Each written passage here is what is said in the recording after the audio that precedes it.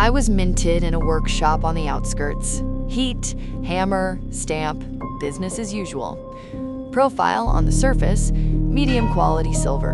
Nothing special, just a coin, one of thousands. I thought I knew my job. Coins change hands, that's normal. Buy, sell, save, spend. Pure mechanics, no feelings. The temple treasury smelled of incense and dust. They kept us in the dark, counted us at night. Routine, boring, predictable work. Then he came. My hands trembled as the priest counted us. 30 pieces, the exact amount. I didn't know what for. Coins don't ask questions. We just pass from hand to hand. But his palms were wet, cold.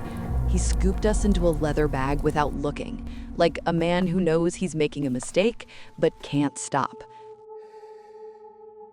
We jingled against his chest as he walked in the dark. His heart was pounding, too fast, too loud. I knew the sound of panic. I'd heard it before, from gamblers who'd lost everything, from thieves right before they were flogged. But this was different. It reeked of fear, to the point of nausea. I heard footsteps, many footsteps, heavy, soldiers' footsteps. I heard a quiet voice say, "Rabbi," and then the sound of a kiss. The kiss in the garden was quiet, strange, and then chaos. Screams tore through the darkness, the clang of metal, the sound of running feet. He ran, clutching the bag to his chest. We bumped into each other in the darkness of our skin, our clanging lost in the sound of boots and his ragged breathing. He runs. The money's been received. The deal is done. What difference does it make what happens next? Coins aren't responsible for what people do with them. Or so I thought. The marble of the temple was cold when we hit the floor. He threw us away like spoiled meat. My hands were shaking. My face was wet. Sweat or tears, I couldn't tell. Fear and remorse tangled together. The price of blood, someone said. The priests looked at us like we were dead rats. With disgust, one of them lifted me by the edge of my clothing, like I might bite, held me at a distance. But I was clean, silver without blemish, a perfect profile. Still, they saw something else. No entry to the treasury. Blood money. I didn't understand. There was no blood on me. I'm just a coin. I did my job, passed from hand to hand, everything as it should be. But their faces said otherwise. The potter scooped us up with his dirty palm. 30 pieces of silver. Always 30. Red clay stuck to my silver. The smell of earth, iron, and decay.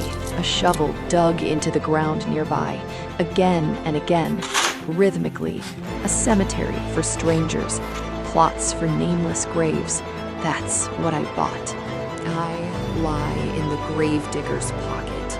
He measures out the earth. For another hole, the rain washes the clay off my silver.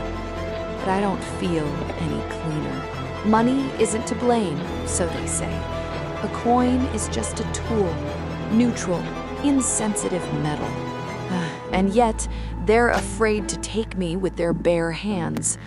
The priests wouldn't let me back into the treasury.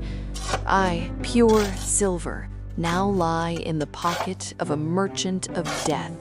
I lie in the gravedigger's pocket. He measures out the earth for another hole. The rain washes the clay off my silver, but I don't feel any cleaner. Money isn't to blame, so they say. A coin is just a tool, neutral, insensitive metal. And yet, they're afraid to take me with their bare hands. The priests wouldn't let me back into the treasury. I, pure silver, now lie in the pocket of a merchant of death.